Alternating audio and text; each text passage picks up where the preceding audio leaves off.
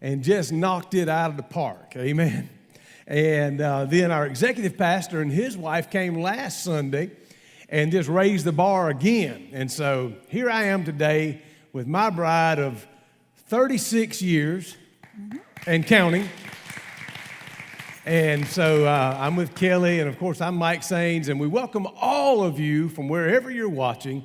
But before we go any further, don't let me forget my Valentine. So come on, Kelly, let me go ahead and give these to you, just so everybody knows I didn't forget, all right? Thank you. All right. So Relation Tips has been a tremendous series. And you saw some of the pics. Man, I can't believe that Kelly's gotten that old. But now I'm only teasing. She's the one that holds it, and I'm the one that lost all my hair. So anyway, today we want to go through about 3 stages of our life in marriage. And from each stage, we'd like to give you a tip. And then we would like to give you what we have called somewhat a secret, maybe, to survival. And hopefully they'll help you to avoid some of the pitfalls that we went through. So 3 tips and a secret. And, you know, it was Eleanor Roosevelt that said, learn from the mistakes of others because you won't live long enough to make all the mistakes yourself. And trust me, we made plenty of mistakes along the way. Yeah. There was a woman that was awakened in the middle of the night to find her husband was not in bed. She put on her robe and goes downstairs, and she finds him at the kitchen table with a cup of coffee. He appears to be in deep thought, staring at the wall. She watches as he wipes a tear from his eye. "What's the matter, dear?" as she steps down into the room. "Why are you here at this time of the night?" The husband looks up from his drink, and it's the 20th anniversary since the day we met. She can't believe that he's remembered and starts to tear up. The husband continued, "Do you remember 20 years ago when we started dating? I was 18 and you were only 15, he said solemnly. Once again, the wife is touched to tears, thinking that her husband is so caring and sensitive. "Yes, I do," she replied, and the husband paused. The words were not coming easily for him. "Do you remember when your father caught us in the back seat of my car?" "Yes, I do," said the wife, lowering herself into the chair beside him. The husband continued, "Do you remember when he shoved the shotgun in my face and said, 'Either you'll marry my daughter or I'll make you spend the next 20 years in prison?' "I remember that too," she replied softly. He sighed as he wiped another tear from his cheek and said, "I would have gotten out today." And telling that joke may be one of those mistakes. I couldn't help myself. Anyway, the early days is, for Kelly and I, we met in the 5th grade at a little elementary school called Bibb City Elementary School in Columbus, Georgia. We were in science class together, and she was the teacher's pet par excellence. Always grading papers, always passing out papers. And my desk sat right here, and hers sat just a little back and right here. And a paper floated off of her desk and landed right sort of between us. And she reached over to grab that paper, and I knew she wasn't going to reach it. She went a little farther and then a little farther. And just a little farther, and the desk tumbled over, and she landed right in my lap. And looking up, it was over. And that's his story. Anyway, straight A student, teacher's pet, and all that. I was talking to Adam the other day, our worship pastor, and we were talking about this COVID thing, and they say people got O positive blood. I don't know, they may have a little bit better deal going on. So I'm O, the optimistic positive, O positive, and he is like his mom, A positive. Matter of fact, he said, "Dad, I always wondered for years why they kept putting my blood type on my homework." Lord help. So for all the single people out there, sometimes it's not love at first sight. And for me, it was not. Come on now. He was a bad kid, y'all. I mean, he was always getting in trouble. I can't tell you the times that I've seen him get paddled with a paddle, with a strap, with a yardstick, all of it. And I'm talking about elementary school, on into high school, on into about 2 months before we got married in 12th grade. I'm not lying. Tell him why. He was bad. We'll skip that part. Anyway, he was just a bad kid. So anyway, after elementary school, he moved across town. His family decided to move across town. And so me and his sister were good friends, and we kept in touch. And so I'd always call, to talk to Pam, and this one would answer the phone, and he'd be like, "You still my woman?" And I'm like, "No, I'm not your woman. Please, I'm a girl, first of all. I'm not a woman." Faith, so that was very kind of insulting to me. Anyway, but it was every time because back then, we had the cord attached to the phone, and you had caller ID on your phone. So he knew it was me calling. So he'd run, get to the phone. "Oh, you still my woman." Anyway, that was kind of annoying. So I thought he was a pest, and it really got on my nerves. But anyway, so summer before our 10th grade year, he left to go to Hazelhurst to work on the family farm down there, working tobacco. And I'd still go over, me and his sister was friends, of course, so I'd go over to the house, spend the night, spend the weekends with them, go to church with them, so on and so forth. And I'd get over there, and I was like, man, it's kind of weird being here, and he's not here. No, I'm not hearing, "Oh, you still my woman," and, giving me all that attention and stuff like that. And so... Did you miss me? So I kind of missed that attention. But anyway, so during that summer, I don't know if his sister's watching, but I don't know if she remembers that, but she set me up on this blind date. So I'm there, we're ready. I'm at her house. The guys come to pick us up because it was her boyfriend and some guy he knew. Anyway, I get to the car. I see that guy sitting in there. I was like, "Oh, Lord." I was like, this is not going to be a good night. This is not my kind of guy. Because, I go for the tall, skinnier guys, and he was kind of short and kind of bigger. Anyway, so I was like, this guy's not for me. So we went on the date and got kind of into the date, and then he tried to kiss me, and that's when I knew he was not for me. I kid you not, his tongue must have been this thick. I knew, he was not my kind of guy. Anyway, so that night I got back home, and I said, "Oh, man, what am I going to do? I've been treating this guy like, not so good." And I'm like, but I feel like, that's who I need to be with. I'm done, At that time, I was young, but this is like the third guy I had dated, and I'm like, no, I know who I'm supposed to be with.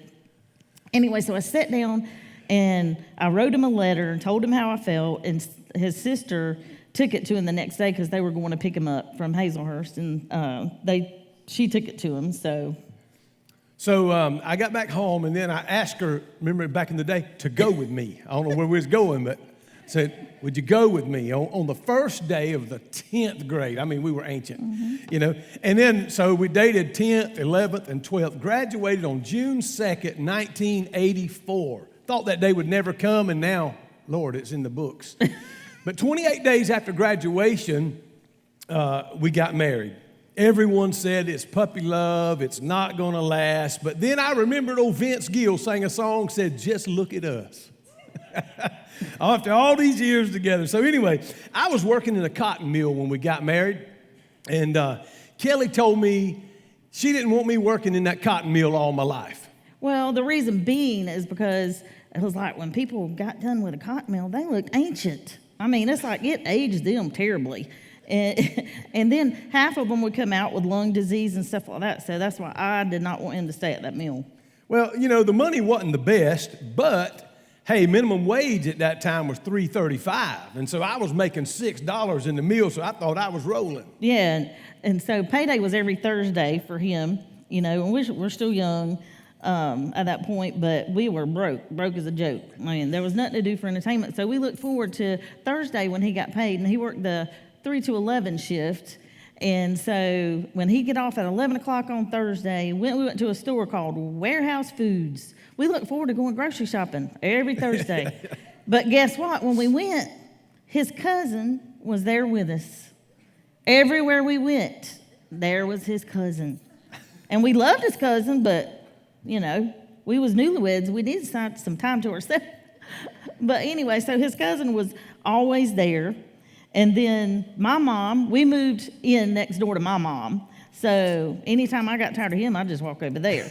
So with all that, that was not a good combination for us starting out in a marriage, It wasn't an ideal situation at all. So me and my cousin decided we would, his dad was an alcoholic. My dad's brother at that time was really drinking heavy. And, we were never going to start drinking, but then we did. And so we started doing some things that we shouldn't. And Kelly and I started doing some things that eventually, if we kept on down that path, it was going to pull us away from God and out of church.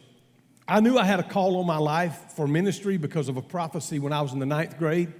And then that prophecy was reiterated when we were juniors in high school. We never talked about my call to preach because I was trying to avoid that. I was running from that. It was kind of like the silent but large elephant in the room. And so we had some friends, or actually one of her friends was Becky LaHan, and her husband Charles they were in the Army. Now, Charles had graduated a couple years before me, but we invited him over to eat one night, and, I'm thinking, we ain't making no money here. She wants me out of the meal. I've got 4 years of Army ROTC, so I can go as an E3 anyway. So I talked to Charles a little while. I never said nothing to her. Well, I took her to work the next week or so, and when I took her to work, I went to the recruiting station and asked for the Army recruiter. And they said, well, he's gone to lunch. And the Air Force recruiter was there, and he said, you thinking about joining the Army? I said, yeah, I got 4 years of Army ROTC. He said, you don't want to join the Army. He said, man, you married. He saw my wedding ring, and he said, the Air Force will be more family-oriented. I said, well, I got Army ROTC. He said, well, we'll honor that. You come in as an E3. So when I went to the recruiting station that day, before I left, I signed into the delayed enlistment program. I took the ASVAB, picked out my job, picked out the date that I would go to MEP Center in Atlanta, picked out the day that I would leave for active duty, April 15th of the next year. So when I picked her up from work, I told her, today I joined the Air Force. And y'all, when I told him I wanted him to get out of the mill, I never dreamed he'd go do something as stupid as that. I mean, that's not the way to do it. But. I was like, you dummy. I said, don't you realize we're married? You don't make no big decisions like that by yourself. So there you go. That's what he did. Well, I was hot, to say the least. I knew she, anyway. Yeah, she was upset. So on tax day I left. I went to boot camp in San Antonio. Then I went to Wichita Falls, Texas for tech school. Was there about 9-10 weeks. And then I got stationed at Moody Air Force Base in Valdosta. And so I got there, and God was dealing with me the whole time I was gone about that call to preach that I was running from. So he got me 1,500 miles away from anybody I knew. And so I started on this path to read the Bible completely through. And I was already accustomed to the Bible. I was a preacher's kid. I was raised in it.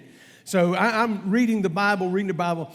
Every night, I had a 90-minute tape. I do one side every single night, sometimes two. And I'm reading it, highlighting my Bible. And one night, in the middle of Leviticus, I was laying on the living room floor, and the Lord spoke to me and said, you're never going to be happy until you do what I've called you to do. And I said, Lord, wait a minute. What are you talking about, what you called me to do? He said, I've called you to preach, and you know that. And just that quick, something said, turn to Jeremiah chapter 1. On my way there, I said, Lord, if Jeremiah chapter 1 don't have anything to do with preaching the gospel, I'll never entertain that thought again, ever. I got there, and Jeremiah had been called. God said, Jeremiah, I knew you, and I formed you in your mother's womb.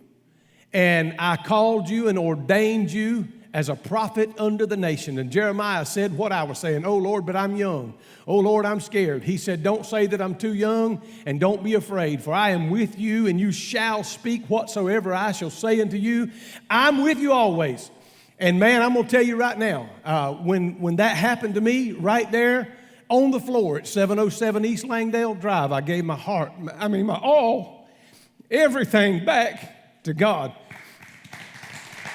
And I got up, and I ran to the bedroom, and I woke her up. That was the first mistake.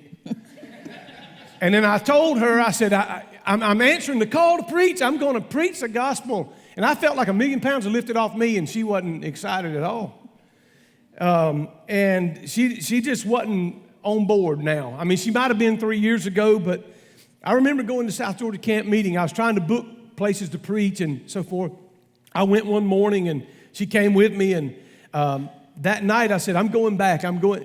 And she met me at the door and said, if you leave and go back tonight, me and Adam will be gone when you get home.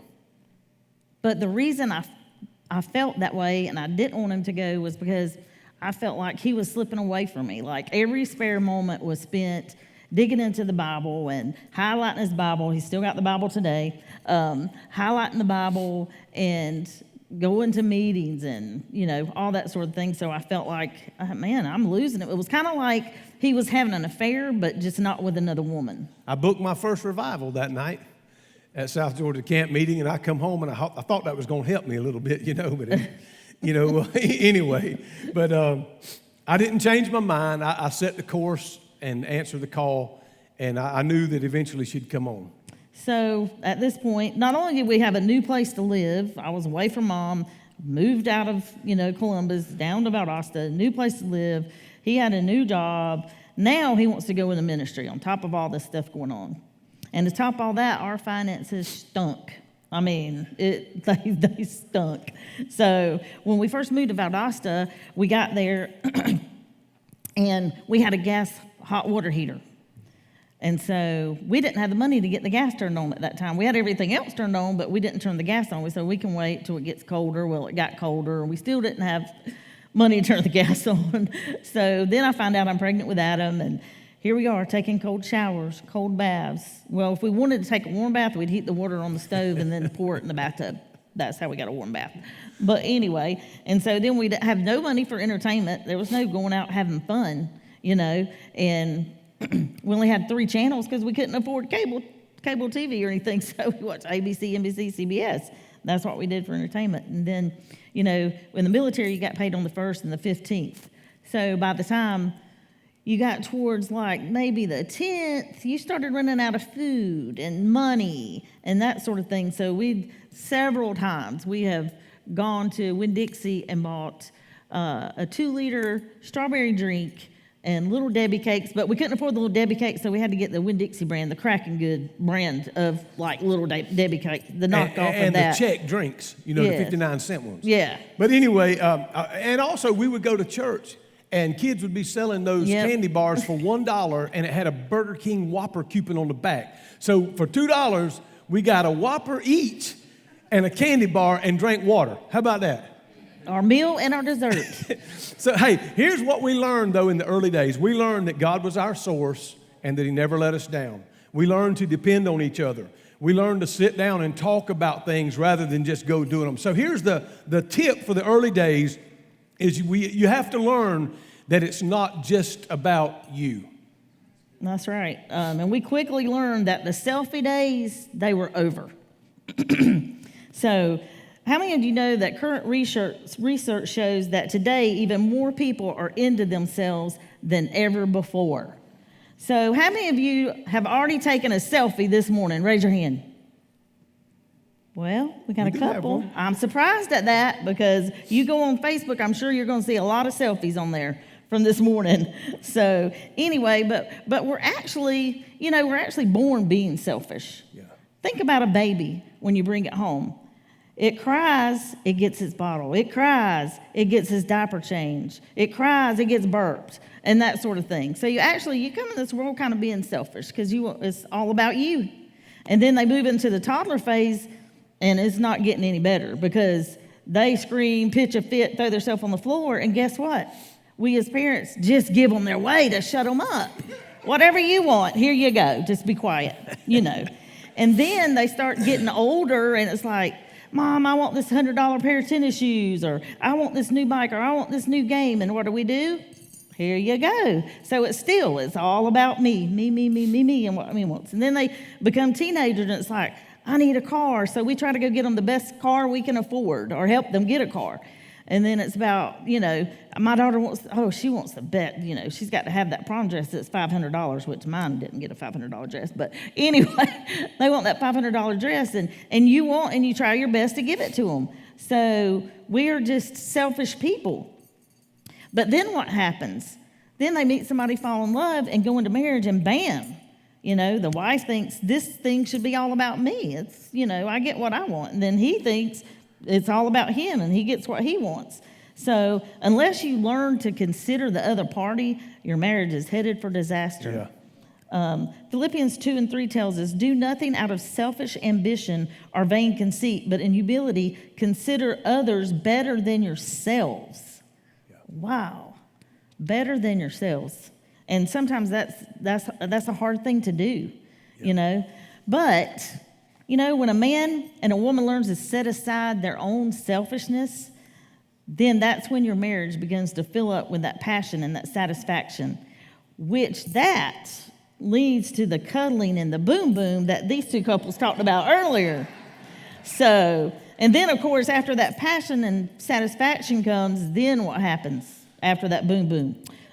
Well, comes the children. You're raising your children. That's the next stage that we'll talk about. So we had the early stages, and now we learned in that early stage it's not about us anymore. But then raising the children. For ours, Adam come along when we were in Valdosta. I was still in the service.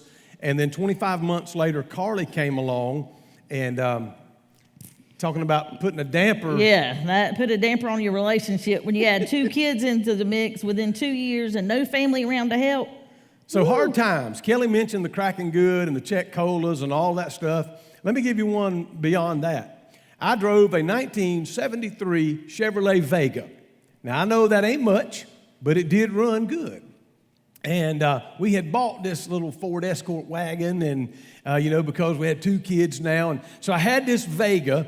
And listen, I was too proud when we had our first baby, Adam, I was too proud to take WIC. Mm-hmm. Now, listen, if you qualify for WIC, go get it. But I was too stupid. I didn't do it. And so I'm like, I'm going to buy every diaper on his bottom. I'm going to buy every bottle he drinks. I mean, the government ain't going to do that. Was just me. And it was dumb. But when I got down to like the last 2 or 3 bottles and the last 3 or 4 diapers, I started scrambling, man. I got to do something. And so I called a junk dealer. There wasn't no marketplace or none of that. Wasn't even no cell phones. But I called a junk dealer across town, 10 miles, and they said, yeah, we'll buy that old car, that Chevrolet Vega, if you'll drive it to us. We ain't got time to send a wrecker your way. So I drove 10 miles and sold a driving, running car for $40 and walked home. I'm not kidding. Times was hard. So anyway, but then, the next week or two, I remember, we got ready to go to MIP, ministerial internship, and it was going to cost $100 to start the process, and we didn't have it. So I told Kelly, I said, I just don't see how we can go to MIP this year. And she said, no, I think we need to just take the Georgia Power money and pay the deposit, and we'll catch them up as soon as we can. It was faith, actually. And so I did that. We took the Georgia Power money, and did you know in the next couple of days, an elderly woman in her late 70s knocked on my door. Her name was Ruby Corbett, and she was one of the senior ladies at the church. And she said, Brother Mike, the Lord spoke to me in prayer this morning and told me to write a $100 check and take it to Brother Sains. That's the exact dollar for dollar that we paid to start MIP. God is faithful. Yeah. The next week, I met the sheriff at the bank. No, well, we moved to Claxton. Yeah. After that, we moved to right. Claxton, and the day after we got to Claxton, I remember. Well, we pulled up when we went to Claxton. Now, mind you, we drove into the first pastorate that we ever had. We drove in there with a Ford Escort with like 2 or 3 different colored doors on it. So we looked a sight. Anyway, so we got there. The next day, that poor pitiful car blew up. The motor blew up in it. So here we are. We need a car now. So the only people we knew in Claxton was Ken and Tara, because I was in the service with Ken, but we'd already been out of the service a couple of years or so, and but we knew Ken and Tara, so I called them, and he said, hey, we'll come and get y'all. So they did. We was on our way to Statesboro. It's 26 miles, Statesboro. And he said, hey, my brother-in-law works at Claxton Auto Mart. Maybe we can try to work something out tomorrow. So I went down there, and I told Russell, his brother-in-law, I said, Russell, my car blew up on it. He said, man, don't be telling me how bad all that is if you're going to use it for a trade. I said, well, I just want to be honest with you. I said, it's on the side of the Highway 301. And he said, well, I'll tell you what. He said, I got a car that came in yesterday. An older lady traded this thing, and it was a Buick Century with 77,000 miles on it. It even looked like a preacher's car. It was all the same color. And, so I said to myself, he wants about $5,000 for it, and I'm going to go ahead and just offer him what he wants because I ain't got no down payment, so to speak. And so I started to, and the Holy Spirit just said, shut up. I said, okay. I didn't say nothing. He looked at me and he said, now, preacher, I don't know why I'm going to do this, but I'm going to sell you that car for $3,500. $3,500. And you know what my payment was? $205 a month. And I met the sheriff in the bank the next day or two, and I'm the new preacher in town, and somebody introduced me, and he said, preacher, hey, good to meet you. Are you registered to vote? And so I went over and got registered to vote real quick, and he said, hey, I'm needing a crossing guard down at the middle school. Are you interested? I said, well, what's involved? He said, about 45 minutes in the morning, 45 minutes in the evening, help kids get across. I said, yeah, $50 a week. There's my car payment. I'm your man. So a couple of weeks later, he met me again. I was always dressed in a suit in those days, and he said, man, I need a bailiff in Superior Court. I didn't even know what a bailiff did. I couldn't even spell bailiff at the time. And so next thing you know, he's deputized me and made me his bailiff in Superior Court, and God's just blessing me. And just wasn't long after that, Adam Kennedy, who was over all of children's services, said, man, I need a juvenile intake officer on the weekends. Every other week, hired 2 guys, and I said, I'm your man. And so what I'm saying is God just allowed me to have different streams of income and make a way when it seemed like there was no way. And there would be 4 more years between Carly and AJ. And so AJ come along, and he was the perfect caboose. This was the end of the road, Jack. But 9 months later, a winter storm came through Claxton. I'm talking about one of them Lifetime movie winter storms. And it was cold, and we were cuddling. A big ice storm. And then 9 months later, Andrew came. So here we are. We had babies within 18 months of each other. And on top of that, I said, well, we got to do something because we don't want any more babies. So I went and got the depot shot. That was the worst thing I ever did in my life. I went and got that depot shot, and I went spiraling down so bad. Went into the deepest, darkest depression I think I've ever been in my life. And I felt like I couldn't take it anymore. I mean, I laid down one night and I planned me out a plan. I was going to jump in that car, the only car we had. I was going to jump in that car and I was going to take off and leave him with the kids, the church, the whole caboose, because I had it. I was done. I was over. But you know what? I got to thinking about that, and I started praying, and I had to pray through because I was going to do it. I was leaving. Anyway, so I got a long time with God, and then I had to break down. I remember breaking down crying to him at one point, and he had it too, because that depot shot made me a crazy woman.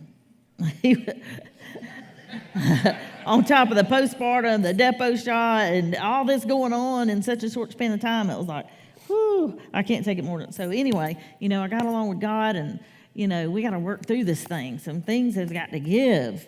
And so we got through that, and anyway, so how many know, when you got 4 kids and you don't have any family at home to, or around you to take care or help you take care of the kids, and it's all on you, how in the world would we ever spend time together? So we had to come up with creative ways to spend time together. So one of that was putting the kids to bed, try to get them all down at one time. And so we'd have at least a couple hours to sit, talk, plan out, our days and stuff like that. But then even that was difficult at times because we had our 2 younger boys, AJ and Andrew, both had juvenile asthma. So here we are, we're up during the night with them. We're giving them breathing treatments every 3 to 4 hours lots of times. And it just made for a bad situation at times. And we look forward to camp meeting because that was also our time to be just us at times. Sometimes we, took the older kids, left the younger, and sometimes we took all of them. But the times that we were able to go by ourselves, that was kind of our getaway because there was no getaway. We didn't really trust a whole lot of people to leave our kids with. So our time together was so few and far between, just us alone. So that left us a rocky road, I mean, we was on a rocky road with everything going on with ministry, the kids, and, not having time alone. So anyway, I can remember numerous times, not just that one time, but I remember numerous times just packing my clothes. He'd come in, what are you doing? I'm like, I'm leaving. I'm taking the kids this time, though. I'm taking all the kids. I'm leaving. You can have all this. So, and on top of all that, I was preaching and getting invitations to do a revival here, be gone 4 days, 5 days, be in Israel 12 days. Things like that happen, and she's got all 4 kids with no family around, and so that makes it tough. And but anyway, God helped us, and we didn't kill them. And so we got through the early child rearing years, and then we got to the teenage years. And I wondered if we'd make it. But anyway. So we made it through that little kid phase, and we moved on to, the kids starting to become teenagers, and it was one right after the other, and, the whole puberty thought, oh, man. Teen years just brings a whole new level of things, whole new level of problems. And one being, you have to start learning to let go. And that's hard, especially for a mom. It's hard to begin letting them, make mistakes and go out there and, experience some things on their own without you, being that helicopter mom and hovering over them, and losing control is awful for me. Anyway, and you want to shield them from those hurts and those disappointments. And so that's just the worst when you can't, jump in and cover them and keep them from, having all those, disappointing times in their life. But anyway, and then, as the kids get older, they learn how to pit mom and dad against each other. And they become good at knowing which parent will let do what. Like, they might go ask him, can I go do so-and-so or go to somebody's house? And then him say no, and then they come to wherever I'm at and ask me, and then I'll say, oh, yeah, go, not knowing that they'd already asked him, and he said no. So then that makes us get into, big arguments, and we had a lot of arguments over things like that throughout the years. So we had to come to an agreement that we would not let the problems and we would not allow the kids to pit us against each other and destroy our relationship. Once we decided something, we told them, if you've already asked, if your mama's already told you no, you better not come and ask me. If I've already told you, you better not go and ask her. Anyway. But, because long after those kids are gone, it's just going to be you two at the end. So, and it don't mean we don't love our children, but we really need to put each other before those kids. Yeah. Well, some people think pastors' kids are all perfect. And that would not be the truth. I mean, more than one time did I get a phone call from the sheriff's department. They said, Pastor, we didn't want to come into church tonight on Sunday night, but could you come down to the substation as soon as you're done? I'm wondering, oh, Lord.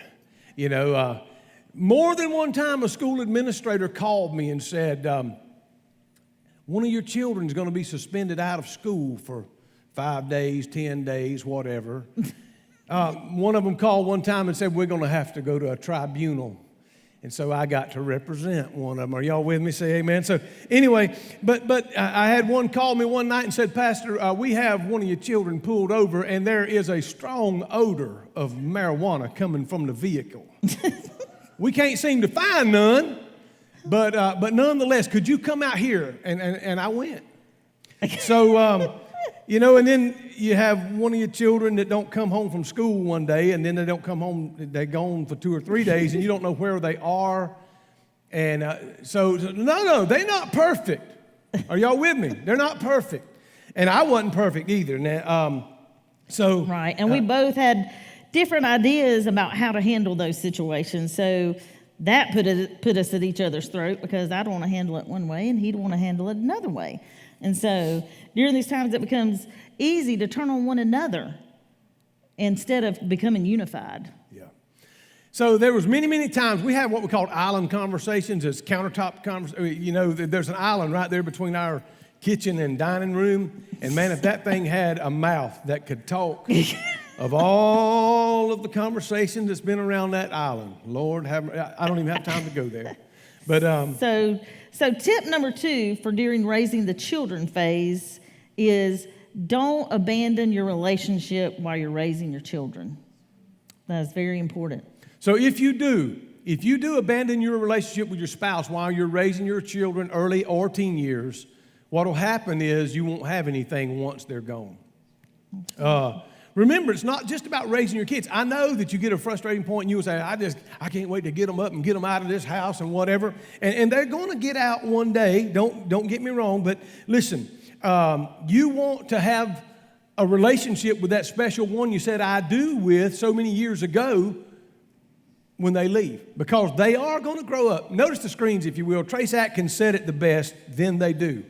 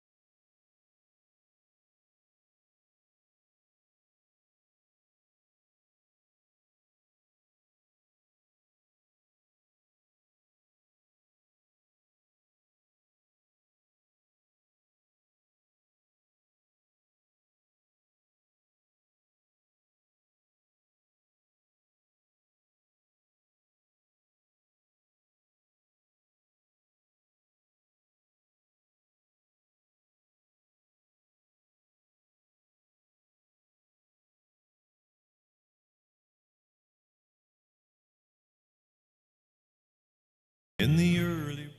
So as you can see, these days won't last forever. Cherish them while you can, because there is coming a time when your children will say goodbye, or I'll see you later. And then you jump into the next phase. It's called the empty nest.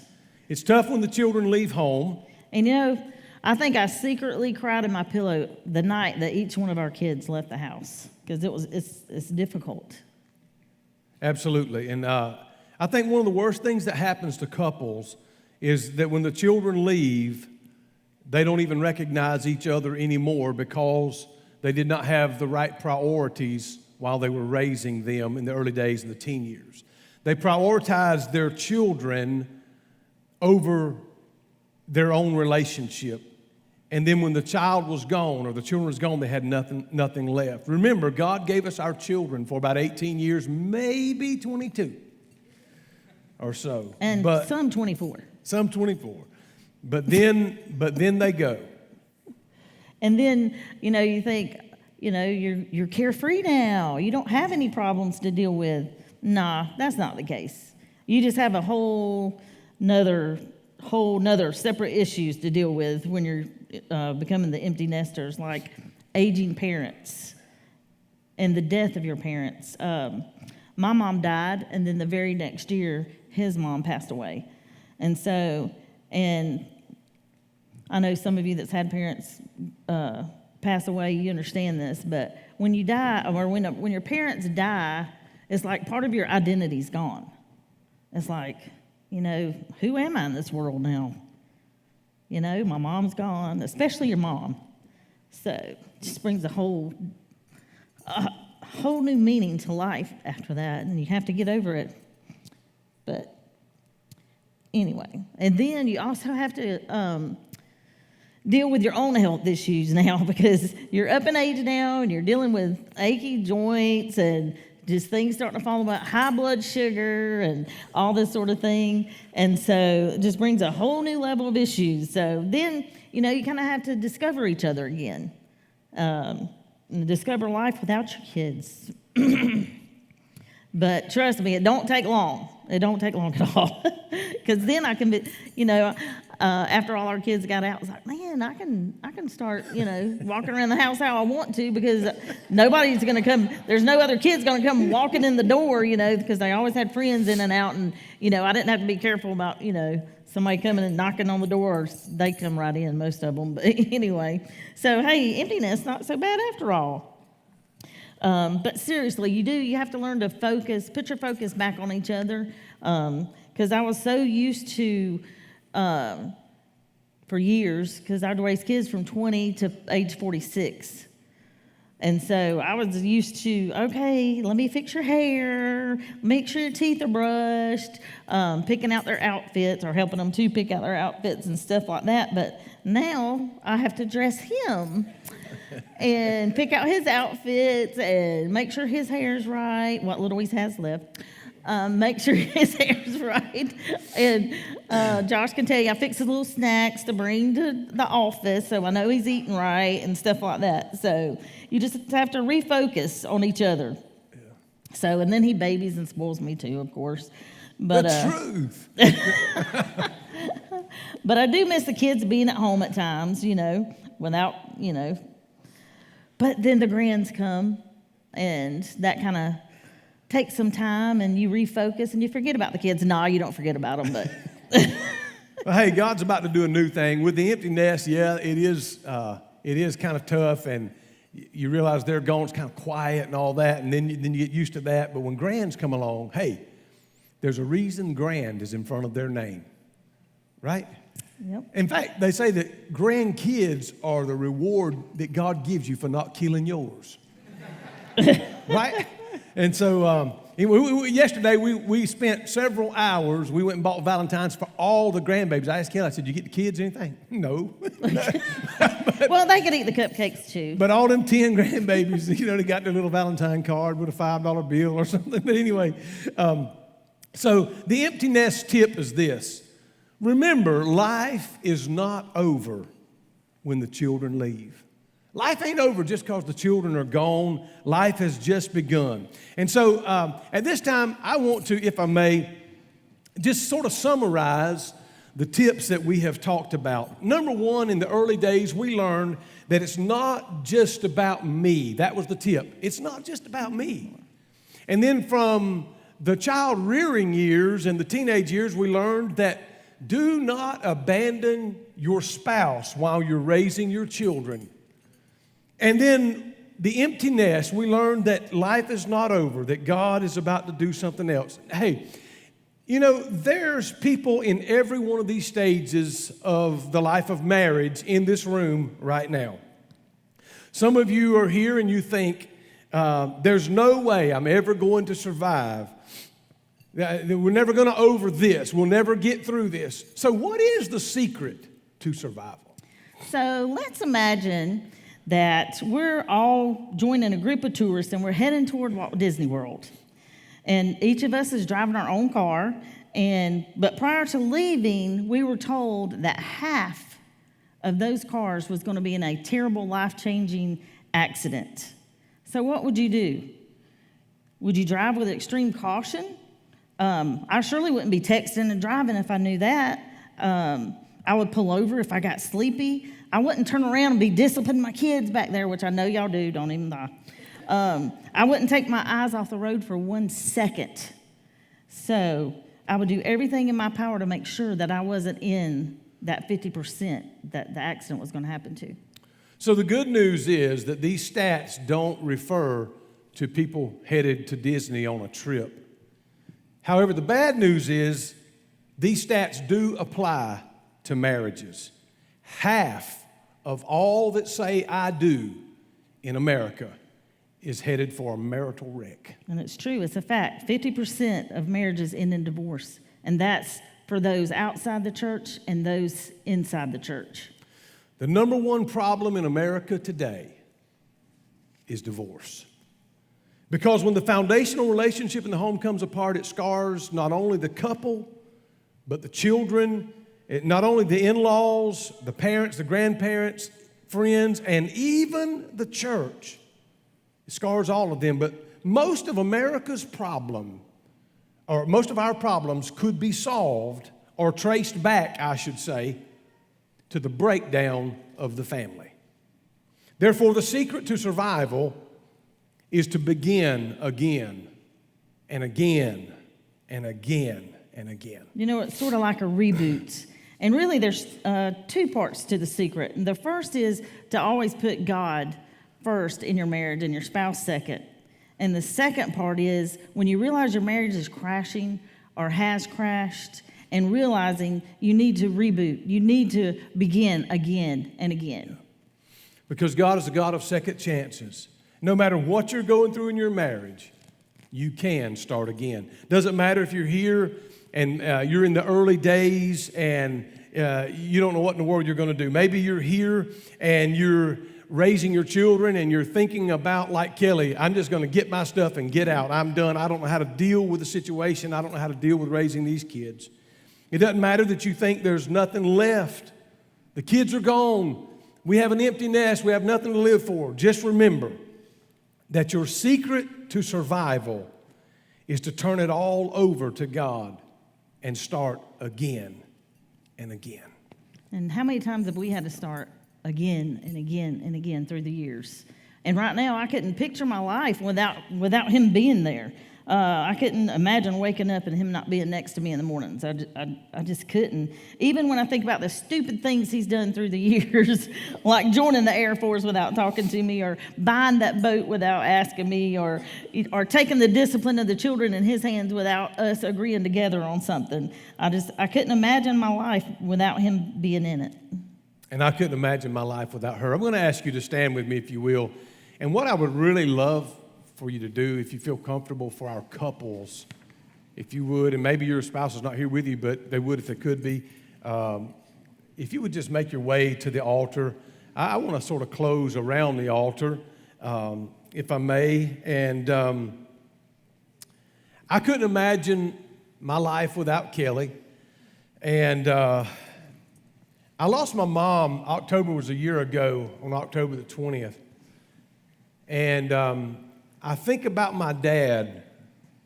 I've watched him over the last year since Mom's been gone, and something's just missing. Even on the good days when he's really happy, he's not as happy as he would have been. And he often tells me, it's hardly a time that I talk to him that he don't mention her, and sometimes he can make it through without crying, but he often tells me, Michael, I'll never get over losing your mother. But then he'll always gather himself up. He'll gather his thoughts up, and he'll say, but she's not suffering anymore. And one day soon, I'll be with her again. So there's a song now that Sarah Evans sang called No Place That Far.